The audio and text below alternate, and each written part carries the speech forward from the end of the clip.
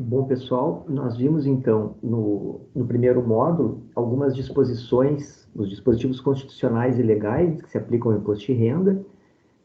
Vimos os princípios que se aplicam, né, que estão na Constituição e na legislação.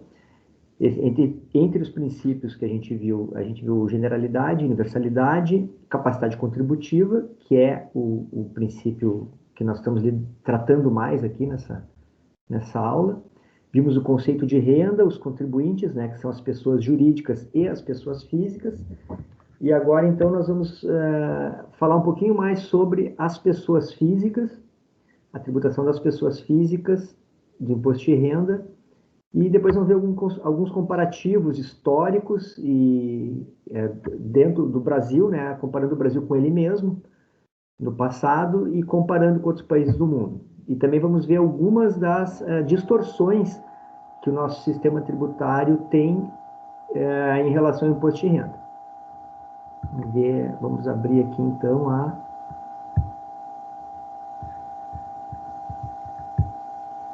transparência. Bom, então, a tributação da pessoa física. A tributação do imposto de renda na pessoa física, a gente viu que vai tributar todas as rendas, são tributáveis, né? Todas as rendas, ou seja, todos os acréscimos patrimoniais são tributados, e essa tributação ela ocorre no período de um ano. Então, entre 1º de janeiro e 31 de dezembro, as pessoas físicas que são contribuintes, que não estão isentos, vão fazer a sua declaração de imposto de renda, onde elas vão colocar todas as suas rendas e vão colocar aquelas deduções que elas podem ter para apurar o seu imposto de renda a ser pago. O fato gerador do imposto de renda é o ano, né, o ano fiscal. Todo ano, então, em abril, quem é contribuinte no imposto de renda vai lá e faz essa declaração de pessoa física, entrega, né, relativa ao ano anterior, agora abril de 2020, faz a declaração de 2019, colocando as suas rendas, suas deduções e também compensando o imposto que já teve retido ao longo do ano. Tem duas formas de se declarar o imposto de renda anual. Uma é a declaração completa e a outra é a declaração simplificada. Qual é a diferença delas? A declaração completa, na declaração completa, a base de cálculo do imposto de renda vão ser os rendimentos tributáveis, né, que a pessoa recebeu ao longo do ano, menos as despesas dedutíveis, que são despesas médicas, despesas com instrução, com dependentes, com previdência e outras. Na declaração simplificada, a base de cálculo vai ser os rendimentos tributáveis menos 20% da base, certo? Ou limitado na lei, né, até esse ano, desde 2015 já, em 16.754,34. Ou seja, quando eu vou fazer minha declaração, eu vou ver todas as despesas. O meu rendimento vai ser o mesmo. O rendimento que eu tive é o meu rendimento. Para saber o quanto eu vou deduzir para calcular o meu imposto de renda, eu vou fazer uma conta que é a seguinte: o quanto deu o total das minhas despesas dedutíveis ou 20% dos meus rendimentos. Nós vamos ver um exemplo, depois vai explicar um pouco melhor. Bom, quem está obrigado a declarar imposto de renda? Pela regra atual, então, não vamos ler os slides todos, assim, né? Vocês vão ter acesso a esses slides, para quem quiser olhar depois com mais calma. Mas, então, basicamente, quem teve rendimento acima de 28.559 no ano tem que declarar. Quem teve rendimentos isentos não tributáveis acima de 40 mil. Quem teve ganho de capital, né? Ou quem teve bens acima de 300 mil. O que se declara na declaração do imposto de renda de pessoa física? Todos os rendimentos que foram recebidos de pessoas jurídicas ou físicas, seja pelo titular ou pelos dependentes, seja do país ou seja oriundo do exterior. Quais são os rendimentos tributáveis na declaração? São aqueles decorrentes do trabalho, dos aluguéis, pensão alimentícia, atividade rural. RRA são rendimentos recebidos acumuladamente. O exemplo mais comum de RRA é ações judiciais. Tu ganha um valor de uma ação judicial, tu vai ter que declarar ela também, né? Além dos rendimentos tributáveis, nós temos ainda os isentos e os tributados exclusivamente na fonte. Os isentos, aí tem vários exemplos, lá tem um quadro na declaração que coloca todos esses rendimentos isentos. seria, por exemplo, parcela de aposentadoria, né? Tem um valor, se a pessoa, o aposentado acima de certa idade, tem uma parcela de isenção dos seus rendimentos. Bolsas de tudo, caderneta de poupança, lucros e dividendos recebidos, isso é uma coisa que nós vamos ver com mais calma, né? Transferências patrimoniais e outros que são considerados isentos por lei, todos por lei, né? Tributado exclusivamente na fonte. Nós temos o 13º, rendimentos de aplicação financeira e outros. O tributável exclusivamente na fonte, ele é um rendimento que ele é tributável, mas ele não entra para a gente fazer essa conta do ajuste anual, né? Quando a gente vai apurar o quanto a gente tem que pagar no ano.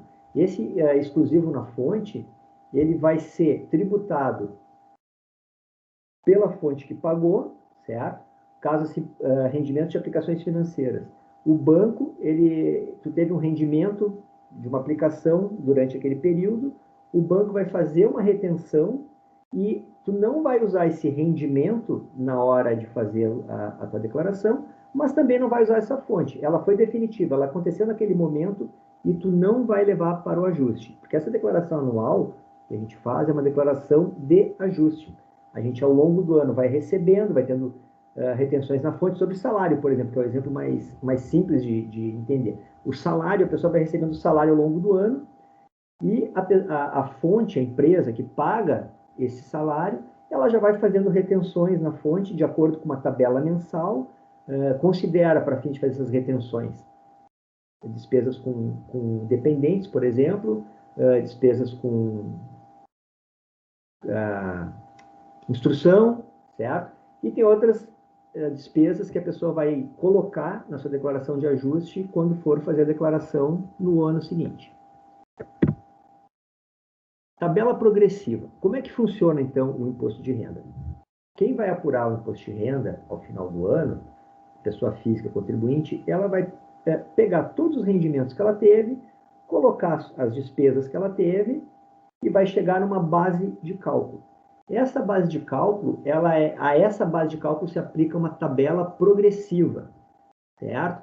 A ideia da tabela progressiva, que a gente já viu o conceito de progressividade, é fazer com que quem ganhe mais, pague mais. Então, se a gente olhar a tabela progressiva como ela está hoje em dia, nós temos o seguinte: quem ganha até 1903 está isento. Quem ganha de 1903 até 2.826 vai pagar uma alíquota de 7,5%. A faixa seguinte, 2.800 a 3.700, paga 15%, a faixa seguinte paga 22,5%, e quem ganha mais de 4.664 e 68 já vai pagar 27,5%. Então, essa pessoa que vai fazer, isso é uma tabela mensal, tá? Na retenção, quando a empresa vai pagar o salário de uma pessoa, por exemplo. A pessoa ganha 4.000 por mês, tá? Então vai cair nessa faixa aqui, 3.750 a 4.664. Como é que a empresa procede? Vai pagar o salário, certo? Aí desse salário de 4.000 por mês, vai usar essas dependências que ela já sabe de antemão, essas despesas que ela já sabe, dedutíveis, dependente, por exemplo, a pessoa tem um filho menor de idade, então ele vai descontar um dependente, vai formar uma base de cálculo. Vai ser, vamos supor, 3.900 de base de cálculo. Esse 3.900 vai sofrer a incidência da alíquota de 22,5%, certo? E vai ter uma parcela a deduzir de 636. É assim que se calcula. Por que tem essa parcela a deduzir? Justamente para que seja progressivo. Imagina, por exemplo, se a pessoa ganhou aqui 3.750, ficou no limite da faixa anterior, ela vai pagar uma alíquota de 15%. Se a outra que ganhou 3.752, por exemplo, vai pagar 22,5%, ela já vai, a pessoa vai pagar bem mais, né,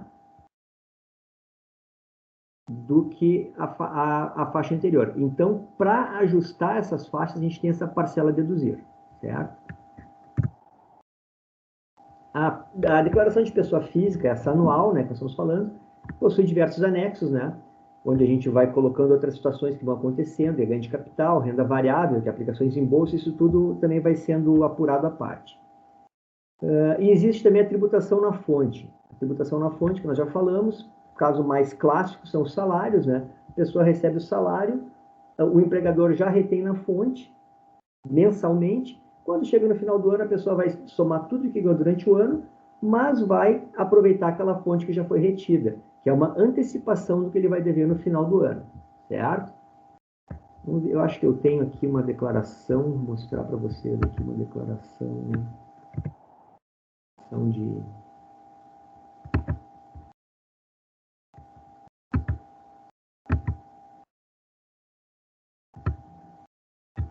Para ter uma ideia, a declaração que eu falei que tem a simplificada e tem a completa, né? Como funciona a declaração? Essa aqui é uma declaração completa, tá? A pessoa se identifica primeiro aqui, tá? A identificação da pessoa. Aí tem aqui os dependentes. Vem os rendimentos, né? Recebeu aqui rendimentos tributáveis, vai tirar uma contribuição previdenciária, vai ter a retenção, aquela que o empregador já reteve ao longo do ano, vai informar o 13º. Depois, tem um quadro que coloca todos os rendimentos isentos. Primeiro aqui foram todos os rendimentos tributáveis, né? Aqui colocou os rendimentos tributáveis. Depois dos rendimentos tributáveis, vai colocar os rendimentos isentos e não tributáveis. Ó, esse aqui, por exemplo, ele teve lucros e dividendos recebidos de 2,5 milhões no ano. Ganhou bastante, né? Isso aqui vocês vão ver que isso não paga, porque ele é isento por lei, que é uma grande injustiça, talvez a maior que nós temos no nosso sistema tributário. Depois, esses rendimentos isentos. Vai ter os rendimentos sujeitos à tributação exclusiva ou definitiva, aqui no caso, 13º salário, ele colocou, mais algumas aplicações financeiras. Ele vai colocando tudo que ele teve ao longo do ano de rendimentos, certo? Depois vai colocar tudo que ele teve de despesa, né? Os pagamentos aqui, teve pagamento para médico, para Unimed, teve pagamento para colégio aqui, o colégio do Joãozinho. Aí depois tem aqui os bens.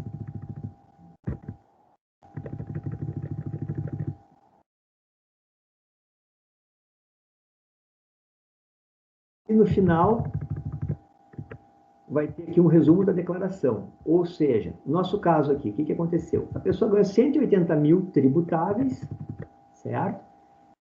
E esses 180 mil tributáveis, ele tirou aqui as deduções, tem então os rendimentos tributáveis aqui, tá? Aí depois vem as deduções, ele coloca contribuição previdenciária, dependentes, despesa com instrução, despesas médicas, etc. Aí ele chegou no imposto, para calcular o imposto devido, ele vai ter uma base de cálculo, que vai ser os rendimentos que ele teve, menos as deduções que ele pode ter, certo? Vai ser 142 mil, aqui no nosso exemplo, a base de cálculo dele. E em cima desse valor aqui, de base de cálculo, ele vai aplicar aquela tabela progressiva que nós vimos, que começa com 7,5%, passa para 15%, passa para 22%, passa para 27,5%. Então, pela tabela dele, ele ficou com um imposto devido de 29 mil.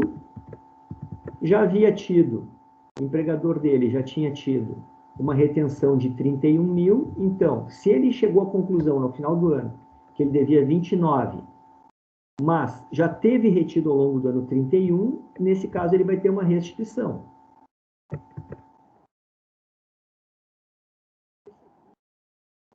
Esse nosso caso nós até colocamos aqui, que bem para exagerar, né?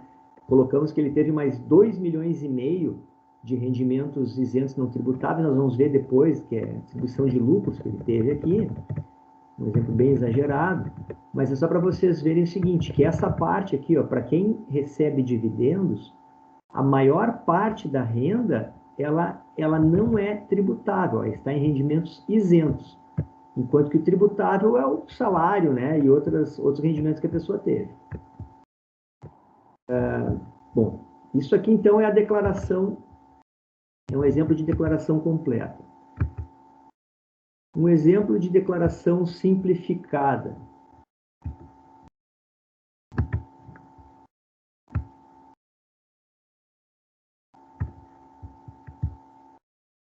declaração simplificada, ela começa com as mesmas informações que a declaração completa, né? O nome da pessoa, aí depois o nome vem os rendimentos que ela recebeu, né? Tributáveis, ó, tributáveis recebidos de pessoa jurídica, aqui coloquei, essa pessoa recebeu do IP aqui, recebeu um certo valor, 50 mil no ano. Aí tem os rendimentos sujeitos à tributação exclusiva, até aqui ela está igual à declaração completa, certo? Onde é que ela vai ficar diferente da declaração completa? Quando chega na hora de colocar as deduções. Porque como ela está fazendo pela declaração simplificada, ela não vai ter aquelas deduções de médico, dependente, despesa com instrução, previdência, ela vai simplesmente aplicar um percentual de 20% em cima do total que ela ganhou. Ela troca, ao invés de colocar aquelas despesas dedutíveis, ela troca isso por 20% do que ela ganhou.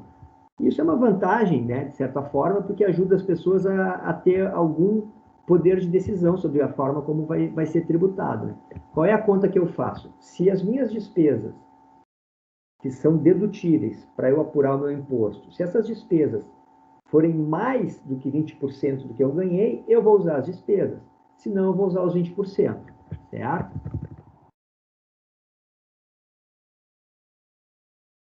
Então, só para ter um exemplo de como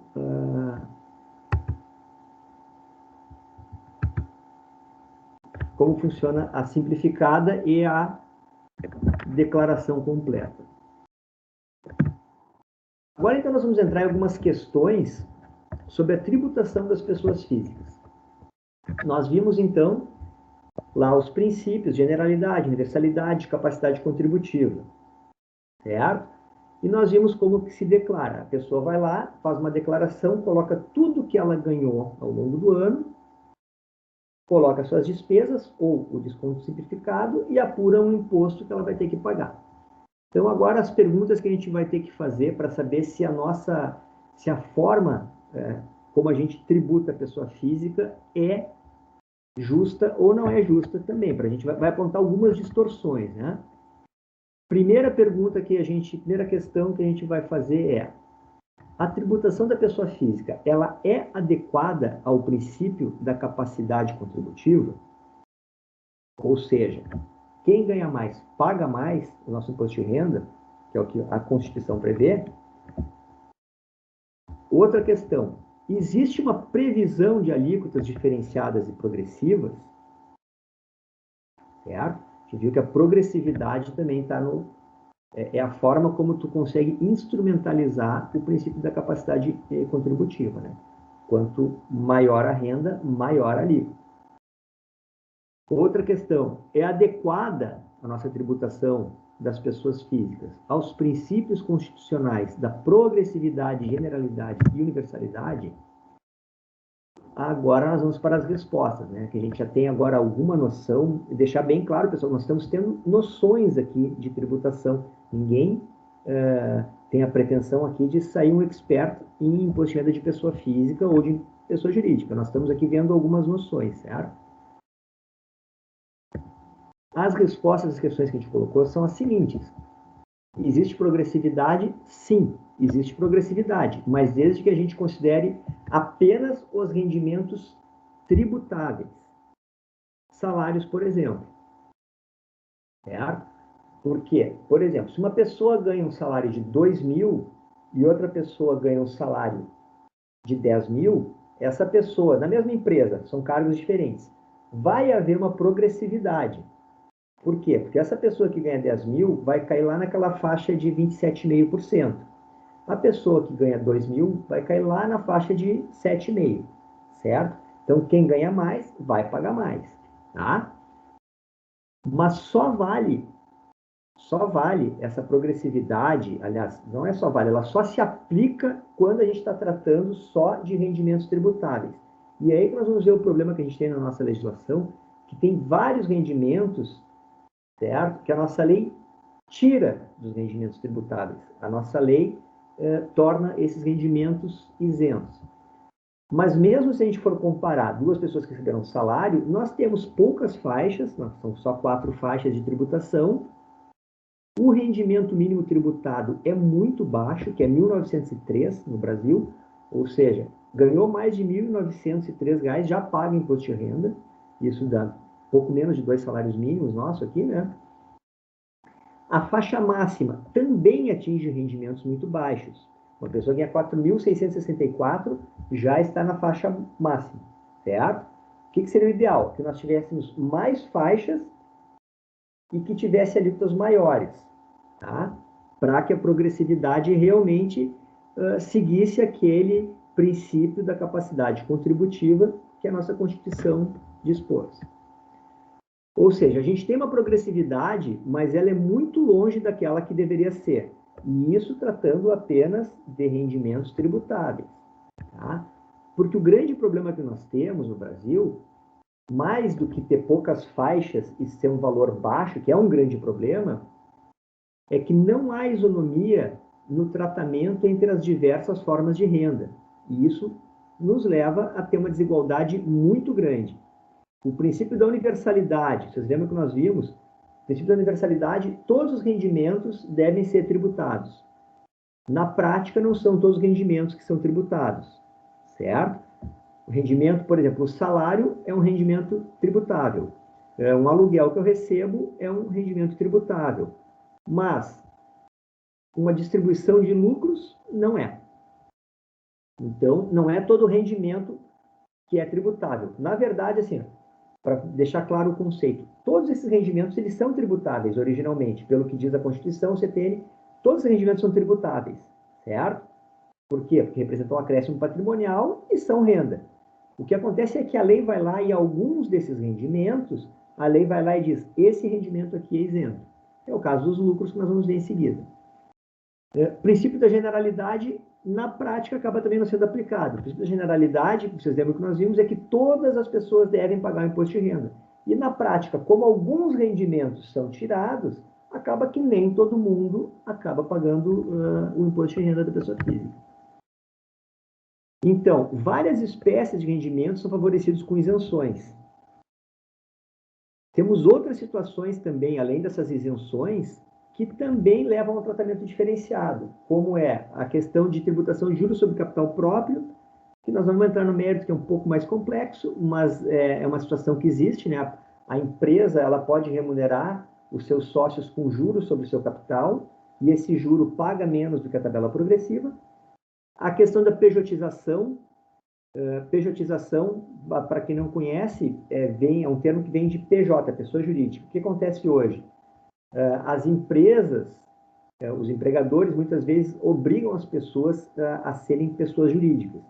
Então, a pessoa física, aquilo que era para ser tipicamente um trabalho de pessoa física, se a pessoa presta esse serviço como uma pessoa jurídica, ela vai pagar menos imposto. Por quê? Porque a pessoa jurídica, o lucro da pessoa jurídica tem uma tributação menor do que a pessoa física, certo? Nós vimos lá atrás que a pessoa jurídica paga 15%. A pessoa física pode pagar até 27,5%. Bom, então, na prática, o que eu quero dizer para vocês é que a capacidade contributiva, embora esteja na Constituição, ela não é considerada na tributação do imposto de renda. E agora eu vou dar alguns exemplos para vocês. Por exemplo, primeiro, a distribuição de lucros. Então, nós temos o artigo 10 da Lei 9.245, que diz que os lucros ou dividendos calculados com base nos resultados apurados a partir do mês tal não ficarão sujeitos à incidência do imposto de renda, nem integrarão a base de cálculo do imposto de renda do beneficiário. Ou seja, lucros e dividendos distribuídos não pagam imposto de renda. Aqui eu botei uma tabelinha só para dar um exemplo. Coloquei aqui, ó, isso aqui eu estou mais ou menos simulando como se fosse uma declaração do imposto de renda, tá? São 4 pessoas. O A, o B, o C e o D. Primeira linha, rendimentos tributáveis. O A ganhou 40 mil, o B 60, o C 120 e o D 12 mil tributáveis. Rendimentos isentos. Cada um teve seu rendimento isento aqui, baixo. Aí o D, ele teve um rendimento isento, que é a distribuição de lucro dele, né, da empresa dele, de 800 mil reais. Isso aqui é todo um exemplo hipotético, tá? Bom, aí nós vamos ter, também vai declarar os rendimentos exclusivos, tributação exclusiva, que são rendimentos financeiros. Vamos ter dependentes, cada um, usei o mesmo exemplo, cada um tem um dependente só, né? Esse 2.275 é o valor que tu pode deduzir por ano por dependente. Despesa com instrução, cada um também tem um limite, né? A despesa com instrução e de dependente ela é limitada. Despesa com instrução, todos tiveram o mesmo valor, porque é um dependente que está numa escola privada, paga lá um certo valor, paga mais, né? Normalmente essa despesa de instrução, ela fica abaixo do que a pessoa efetivamente pagou. Despesas médicas. Ó, o primeiro teve 2.000, o outro 4, o outro 12, e esse aqui teve 40 mil de despesa médica. O total de deduções, né? Essa linha aqui, o total de deduções. Cada um somou aqui o total de deduções, que é os dependentes, mais instrução, mais despesa médica, chegou no valor total que ele pode deduzir do imposto de renda, certo? Se fosse fazer pelo desconto simplificado, lembram que nós vimos que tu tem duas opções, tá? Ou tu desconta o total das tuas deduções, ou tu desconta 20% do teu rendimento tributável. Tu vai fazer aquilo que é melhor para ti, certo? Então, aqui agora, para concluir, o primeiro, nosso cidadão A, ele teve 40 mil de rendimentos tributáveis no ano, total de deduções 7.836, pelo desconto simplificado seria 8 mil. O que é 8 mil? É 20% dos 40. Então, para ele, se ele fizer pela completa, ele vai tirar 7.800. Pelo simplificado, ele tira 8 mil, ele faz a do simplificado. A base de cálculo dele, então, é os 40 que ele teve de rendimento tributável, menos os 8 do simplificado, base de cálculo 32 mil, aplicamos aquela tabela, né, progressiva, ele vai dever, ao final do ano, R$ 686 de imposto, certo? E aqui a última linha é a alíquota efetiva. O que é a alíquota efetiva? A gente viu que a alíquota do imposto de renda ela é 7,5%, 15%, 22% ou 27,5%, conforme a faixa que a pessoa fica de rendimento, da base de cálculo, certo? A alíquota efetiva é o total que ela acaba pagando, né, que fica tendo de imposto devido, dividido pelo rendimento tributável. Então, eu posso fazer todas aquelas nossas contas, despesas, desconto completo, simplificado, soma tudo, faz, resolve. Esse sujeito que ganhou 40 mil acabou tendo um imposto devido de 686. Ou seja, isso aqui representa uma alíquota efetiva de 1,72%. Do total de rendimento que ele teve, ele acabou pagando 1,72% de imposto de renda. Tá? O segundo exemplo se aplica a mesma coisa, só que o rendimento tributável era 60 mil, o desconto simplificado foi 12, a base foi 48. 60 menos 12, 48. Aplicamos a tabela progressiva, deve 3.500. Então, a gente vê que o cara que deu 60 mil já deve 3.500. 3.500 dividido pelos 60 mil, a gente, no fim, tem uma alíquota efetiva para ele aqui de 5,28%. O terceiro, que já ganha mais, ele ganhou 120, esse o A, o B e o C ganharam salários, tá? 40 mil no ano de salário, 60 mil no ano de salário, 120 mil ao ano de salário. Esse nosso contribuinte aqui, letra C, ele ganhou 120 mil, fez todo o cálculo dele, o total de deduções dele é 16.800, o desconto simplificado daria 16, nesse caso, para ele, ele fez pela completa. Por quê? Porque o total de deduções, que ele pode diminuir da base dele, do rendimento dele, é maior do que o valor do desconto simplificado. Então, aqui fizemos as contas, acreditem em mim que a conta aqui está certinha, tá? Esse sujeito acabou pagando 17 mil, certo? Ou seja, 14,72% de alíquota efetiva, os 17 sobre 120. O nosso último contribuinte, que ele teve só 12 mil de rendimento tributável, teve 800 mil de rendimento isento, 100 mil tributação exclusiva, porque aplica bastante, tirou o dependente, tirou todo mundo, despesa média de 40 mil, chegou no fim, ele teria 45 mil de deduções para tirar, certo? Só que o rendimento tributável dele é só 12 mil. Então, o imposto devido dele vai acabar sendo zero. Por quê? Ele poderia deduzir 45 de uma base tributável de 12, um rendimento tributável de 12, e ficou zero. Então, o nosso último contribuinte, embora tenha ganhado no ano muito mais do que os outros, como ele teve um rendimento aqui de 800 mil isento, que é uma distribuição de lucro, no exemplo que eu coloquei para vocês, ele acaba pagando menos que todo mundo. É isso que acontece na prática, né? Ou seja, tu tem os princípios todos aí esculpidos na Constituição, generalidade, universalidade, capacidade contributiva, mas na prática, como tem renda que não entra aqui, né, acaba que a pessoa acaba pagando menos, ganha mais e paga menos, o que é totalmente contrário à capacidade contributiva. Bom, mais alguns exemplos então, que eu já tinha falado para vocês. A pejotização, tributação na pessoa física, certo? A pessoa física cria uma pessoa jurídica, certo? No princípio, quando se pensou em pejotização, a física, ao invés de ser pessoa física, vai ser uma pessoa jurídica, a intenção era burlar a legislação trabalhista. Por quê? Porque aí não tem relação de emprego, certo? Mas claro que isso também traz reflexo na apuração de tributos, porque a partir do momento que eu contrato uma pessoa que eu deveria contratar como um funcionário, pessoa física, se eu contrato ele como uma pessoa jurídica, ele vai pagar menos imposto, porque a jurídica paga menos que a física, e também não vai acabar não pagando previdência. E isso gera uma outra tremenda distorção, que às vezes o pessoal vê, mas a previdência está quebrada. Mas que a previdência é um sistema solidário. Todos têm que contribuir. A partir do momento que aquela pessoa física ela é contratada, embora seja tipicamente a pessoa física. Eu já vi casos lá de pessoas que trabalham assim como um balconista numa loja, por exemplo, que a loja vai lá e faz ela criar uma jurídica para prestar um serviço como jurídica. Mas a gente sabe que aquilo ali é um trabalho que é de pessoa física. É ele que está ali pessoalmente, né? E aí faz essa distorção de criar uma pessoa jurídica. O que acontece? Além de pagar menos imposto de renda, vai acabar ajudando a ter um rombo previdenciário. Por quê?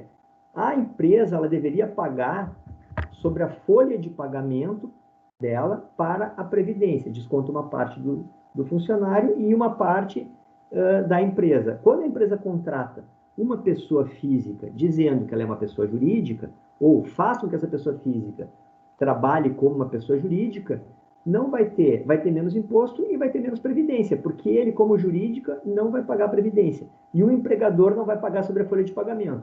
Aí lá adiante, essa pessoa vai querer se aposentar e ela não vai ter contribuído e também não vai ter tido aquela contribuição da empresa para ajudar a formar o bolo que deve ser dividido depois, né, quando as pessoas se aposentam, para poder ter uma aposentadoria. Outra situação, assim, outro exemplo, né, que a gente vê que vai contra a capacidade contributiva, né, é esse artigo 129 da Lei 11.196 de 2005, que diz o seguinte: para fins fiscais e previdenciários, a prestação de serviços intelectuais, inclusive de natureza científica, artística ou cultural, em caráter personalíssimo ou não, com ou sem designação de quaisquer obrigações a sócios, se sujeita tão somente à legislação aplicável às pessoas jurídicas. Ou seja, aqui ele está dizendo que trabalhos de natureza científica, artística ou cultural, mesmo que seja em caráter personalíssimo, pode ser tributado como pessoa jurídica. Aqui entram artistas, apresentadores de televisão, jogadores de futebol, tá? Então, abre uma brecha para um monte de gente deixar de pagar o imposto, como quem é assalariado, por exemplo, paga. Se tu é um assalariado, tu vai pagar o teu imposto de acordo com a tabela progressiva, aquilo que tu ganhou pode pagar até 27,5%. Jogadores de futebol, por exemplo, que é uma situação que eu já estudei, até já fiz alguns trabalhos, o que é comum? Ele vai lá e recebe uma parte menor do salário, como salário, né, que é em carteira, como eles chamam, e uma parte maior do rendimento dele, ele diz que é um direito de imagem, e aí esse direito de imagem ele atribui a uma pessoa jurídica. Então, sobre aquilo que é salário, ele cai na tabela progressiva, e sobre aquilo que ele bota como direito de imagem, ele coloca como pessoa jurídica, portanto, paga menos. Outra distorção do nosso sistema, outra distorção que mostra que a capacidade contributiva não tem sido levada muito a sério, apesar de estar na Constituição. Agora nós vamos ver algumas tabelas também, rapidinho. Esses slides vão estar à disposição de vocês, então vocês podem olhar depois com mais cuidado também, com mais calma. Isso aqui são dados, tá, levantados pela própria Receita Federal em 2013, mas também essa proporção não alterou muito, porque a lei não alterou de lá para cá. Isso aqui em bilhões, tá? 1.293 bilhões declarados no ano de 2013 se refere a rendimentos tributáveis. 632 bilhões rendimentos isentos e não tributáveis. 207 bilhões sujeitos à tributação exclusiva definitiva. Então, o que a gente tem aqui? Mais ou menos para cada R$2 que são tributáveis, tem R$1 aqui, pouco mais, que não é. Mais ou menos aqui, para cada R$1 isento, R$2 tributáveis, tem R$1 que é isento. Certo? O que acontece com esse tipo de isenção? É que 1/3 aqui do que podia ser tributável acaba não sendo tributável. Então, aqui, esse dado é de 2013, né? Lucros e dividendos distribuídos naquele ano de 2013 equivaleram a 231,30 bilhões. Então, isso aqui é o valor que a União abre mão por ter criado uma isenção, certo? Que, do meu ponto de vista, ela é, além de injusta, ela é inconstitucional. 231 bilhões de lucros e dividendos que não foram tributados. Existe um projeto de lei no Senado para tributar esses lucros em 15%, certo? Aí o que representaria mais ou menos 34,7 bilhões extras por ano. Isso se a gente tributasse, tivesse apenas uma tributação exclusiva, uma fonte de 15%. Se caísse na tabela, que seria o mais justo, né, a tabela progressiva, aquela dos 27,5, a gente teria, naquele ano, um incremento de entre 55 e 60 bilhões. Então, o mesmo governo, os mesmos governos, né, porque isso vem desde 1995, não vamos dizer que foi um governo. Todos os governos de 95 para cá, ninguém apresentou nenhum projeto, ninguém tentou fazer uma reforma tributária que tributasse esses lucros e dividendos distribuídos.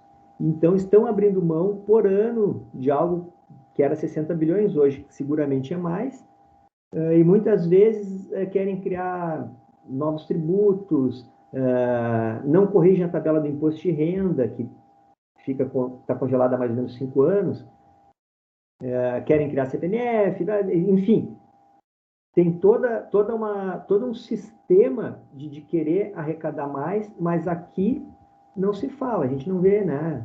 Agora até está se falando, a primeira vez, a gente está fazendo esse curso já faz alguns anos, esse ano agora, com a questão de pandemia, a gente vê que no resto do mundo está começando a ter uma repercussão assim de, poxa, mas vamos tributar os mais ricos para poder combater, ou para fazer frente aos gastos, né, que a pandemia está nos trazendo. E mesmo no Brasil se fala, mas é bastante tímido, né? Então, concluindo aqui, a isonomia de tratamento entre as rendas é fundamental para que a gente tenha uma progressividade. A gente tem que tratar todas as rendas e as pessoas da mesma forma, que nada mais é do que está previsto na Constituição. Eu vou passar rapidinho agora aqui algumas comparações históricas do Brasil e umas internacionais, só para mostrar como foi a evolução do imposto de renda no Brasil. Esse link que eu coloquei aqui, vocês vão ter acesso a ele, tem um trabalho bem bacana assim, que mostra como foi a evolução do imposto de renda no Brasil. Só rapidamente aqui para a gente ter uma noção, começou em 1843 com 9 faixas, né? Da forma como a gente conhece hoje, começou em 1922, né? Que a gente tem um rendimento bruto e tira as deduções para apurar o imposto. Eu comentei, eu acho que no módulo 1 lá, uma coisa que hoje não existe mais, mas que existia a partir da Constituição de 1934, que dava isenção para algumas categorias. Teve uma época que professor não pagava, até seria justo não pagar professor, né? Vamos combinar. Mas não, ninguém pode ficar de fora, né? Juízes não pagavam, uma época jornalista não pagava, então São evoluções, né, que vão havendo. Para se ter uma ideia aqui, esse slide aqui, lá nos anos 30, nos anos 40, o imposto de renda, o quanto ele representava lá nos primórdios do imposto de renda, ele era o imposto que era o mais baixo. Depois tinha o de importação e o de consumo aqui, o vermelho, o azul e o verde. Aí naquela época já, vocês vejam que se começou a se ver a importância do imposto de renda, até que chegou aqui em 1943, aqui, dado histórico, né? O imposto de renda, ele estava no nível do imposto de consumo. O imposto de importação, que era um imposto importante na época, que hoje o valor é irrisório, né? Ele tem outra função até extra-fiscal que vocês devem ter visto em outra aula, né? Bom, então, esse estudo, caso alguém tenha interesse de acessar, vai ter lá todas as inovações, quando que começou a ter deduções, etc. Aqui uma outra informação, a nossa alíquota maior hoje é 27,5%. Isso a gente sabe que ela é, comparando com outros países do mundo, uma alíquota baixa para ser a mais alta que o país institui, né? Então, assim, ela deveria ser muito mais alta, mas também deveria pegar todas as rendas e deveria ter muito mais faixas de rendimentos. Nós chegamos a ter no Brasil, essa aqui até eu vou dizer para vocês que eu acho muito exagerada, mas chegou a ter uma alíquota de 65% lá nos anos 60. Tá? As declarações, então, com o tempo também foram ficando mais complexas, né, de pessoa física, sempre com várias faixas de progressividade, aquela questão que nós estamos falando que hoje nós temos 4 faixas, 7,5, 15, 22 e 27,5. Nós chegamos a ter, no final dos anos 80, 9 faixas, né, de alíquotas. A mais baixa era 10% e a mais alta 45%. Aí depois essas faixas começaram a diminuir, nos anos 90, né, hoje nós temos 4 faixas, chegamos a ter 2 até, por alguns anos, e a isenção de lucros que veio em 96 também veio distorcer ainda mais o nosso sistema.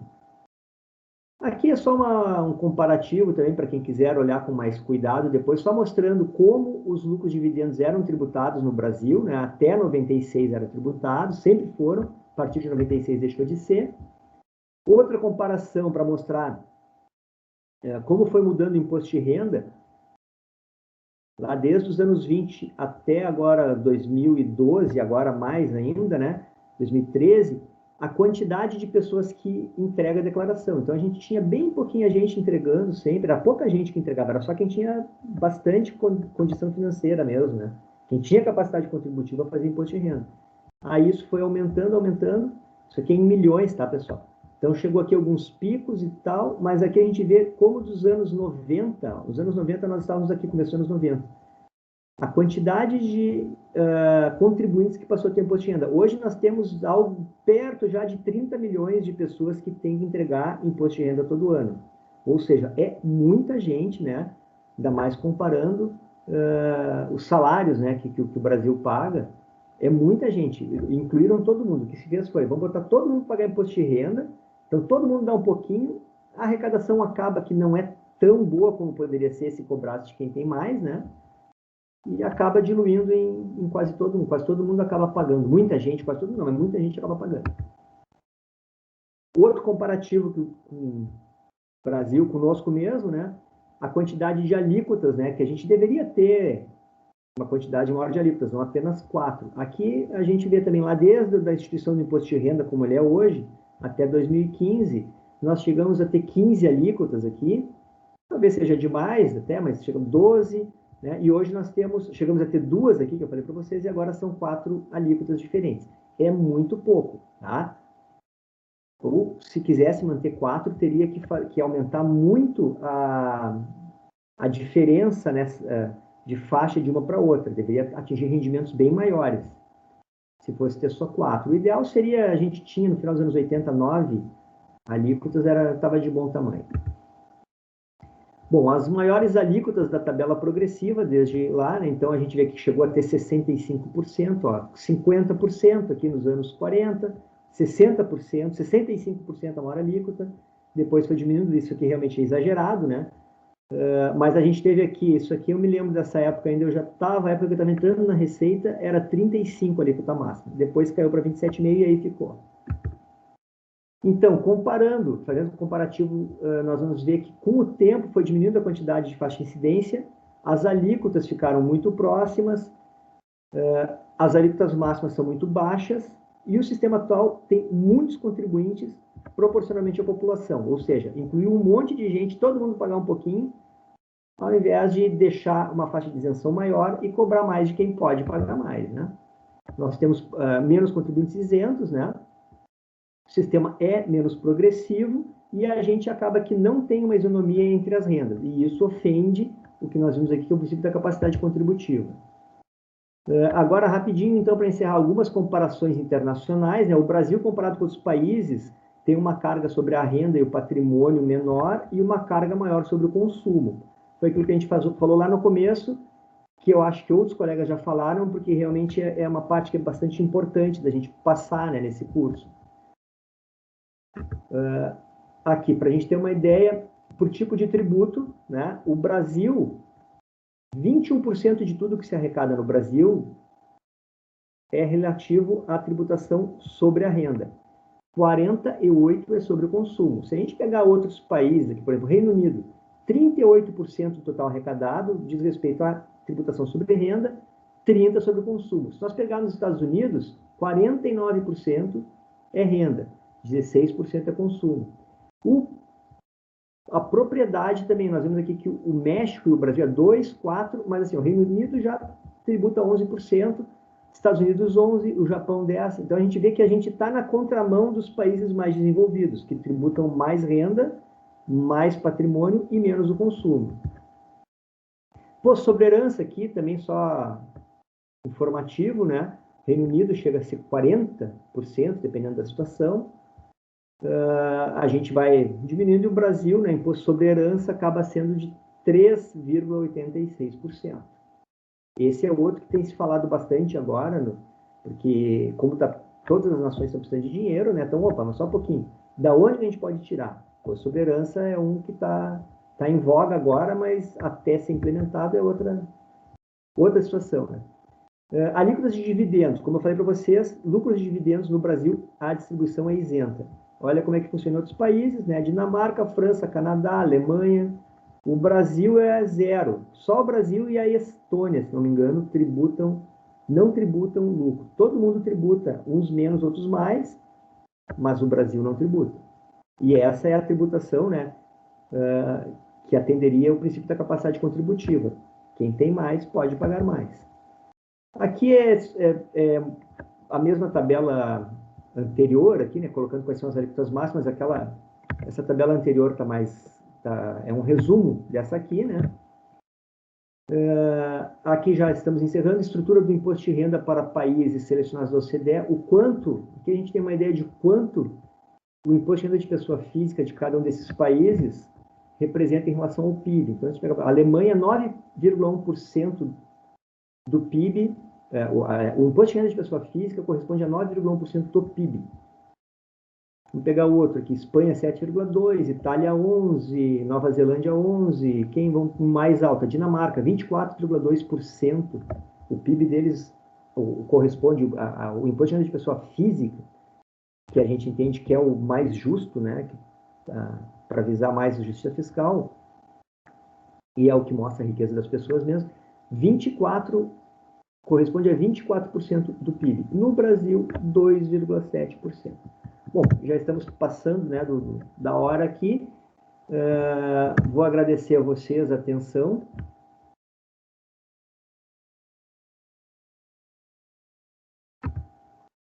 Então, eu queria passar para vocês isso de imposto de renda, né, essas distorções, alguma informação.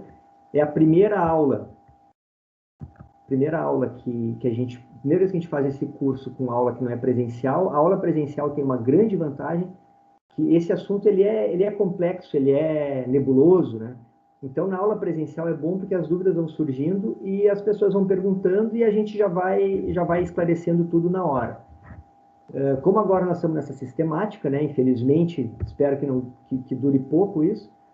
Então, a gente não tem essa interação, que é muito importante, com os alunos, Mas nós vamos ter uma aula síncrona dentro de alguns dias, né? E eu conto com a presença de todos. Tragam suas dúvidas, podem também colocar lá no fórum, que na medida do possível a gente vai esclarecendo ou lá no Moodle do Segov, lá no fórum, ou então na nossa aula síncrona. Agradeço a atenção de vocês, certo? Um grande abraço e nos vemos então na aula síncrona. Até logo.